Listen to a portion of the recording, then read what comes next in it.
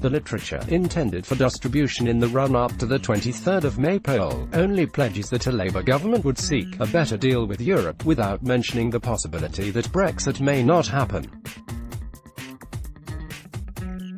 At last year's Labour conference in Liverpool, delegates unanimously backed a motion pledging the party to back a so-called people's vote if they could not force a general election. Tom Watson urges Jeremy Corbyn not to sit on the fence over second Brexit referendum. Labour will hemorrhage votes if it fails to back second referendum. MEP leader warns Emily Thornberry any Brexit deal should be put to the people in another referendum. Since then, deep splits have emerged among shadow ministers over the precise circumstances in which another referendum could take place.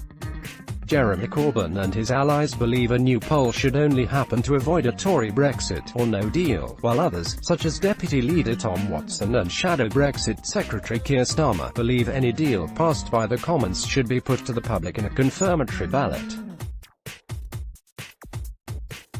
But the glossy election leaflets, copies of which have been passed to politics show, only say, the Tories' chaotic handling of Brexit has left our country in crisis.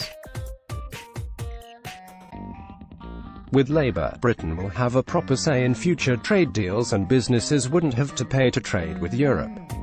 Labour will keep a close relationship with the EU and protect workers' rights. The rest of the leaflets make no mention of the EU, focusing instead on Labour's domestic agenda. It is understood that the shadow cabinet were not given the chance to read the leaflets before they were drawn up.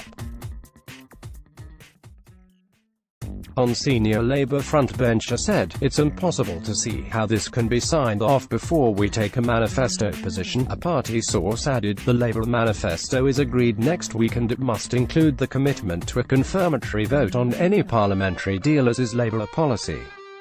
This leaflet is just more fudge.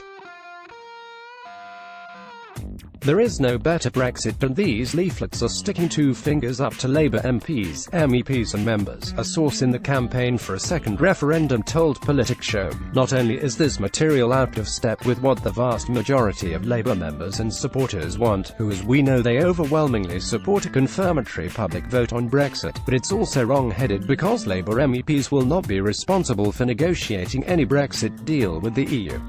A Labour spokesman said, "This is a short pre-manifesto leaflet to introduce our candidates and set out our commitment to Leave and Remain voters to bring our country together."